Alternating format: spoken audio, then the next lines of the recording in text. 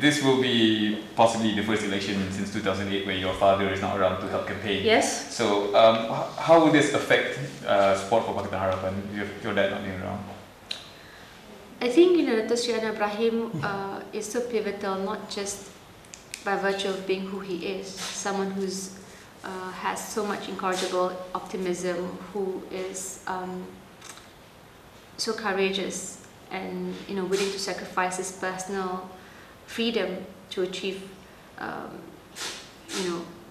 a future that's predicated on principles.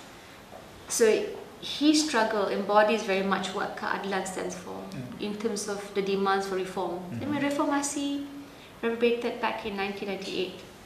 And at the time, we were trying to establish how crucial it was to have separation of powers, to make sure that you have an Attorney General, Malaysian Anti-Corruption Commission that could bravely root out corruption without fear or favour, to have a media that could really become the fourth estate, and of course, a police force that can ensure security for all.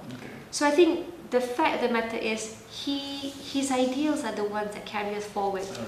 And of course, his charisma is not going to be easy to emulate.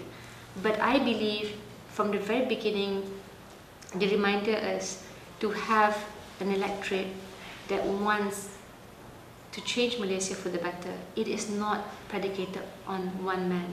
This is not a personality-based movement or struggle. Of course, people relate to symbols. I mean, this is normal. Whether it was the People's Power in the Philippines, whether there's a Ukraine opposition leader, there's always going to be personalities that embodies that struggle. But it's also equally crucial that any organization embodies that spirit, and that's what I think we are trying to do. And in terms of campaign, nobody worked as hard as he did. I think you could also view it, and but certainly I think for this particular round, many leaders are also doing their best, and we should really focus on our core strengths. I think the fact that Datuk Seri Anwar Ibrahim and Tun Siti Asma, they have their own set of followers. You see, the women folk are always not given enough of a priority.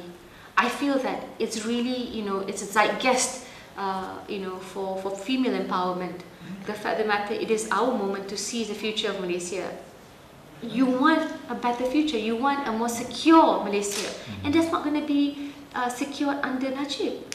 Is something that Harapan must sort of continue to convince, especially the female community in Malaysia.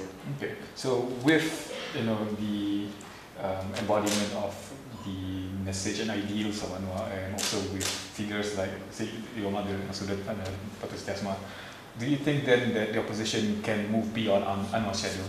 Yeah. I mean, at the end of the day, I think that Datuk Seri Anwar Ibrahim himself wants us to move beyond the shadow. Everyone wants to be able to contribute. But the issue is having a critical mass, having, as what Arnold Toynbee stated, a critical minority. Citizens who are made up of leaders in their own right. There has to be some degree of organization, of course. Whether groups of teachers, whether groups of civil service, whether groups of, concerned and aware media, for example, Geram, for one in one particular moment. I mean, these are the ones that will determine the future outcome of change. So I believe, if you want to say step out of the shadow, I mean, we should harness everyone's strength. If we can harness a former dictator who has embraced reformasi, do not tell me that you can't even harness everyone else. I will say that. I mean, there has to be a degree of belief, that Malaysia is brimming with so much potential, even harnessing the strength and support of past members.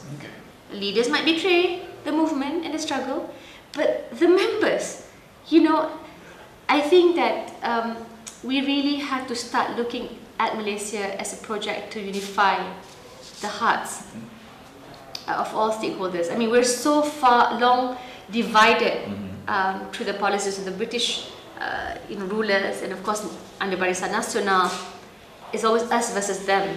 But really, it's going to take everyone to get things going. So even Anwar's pivotal, even Mahathir for that matter is pivotal.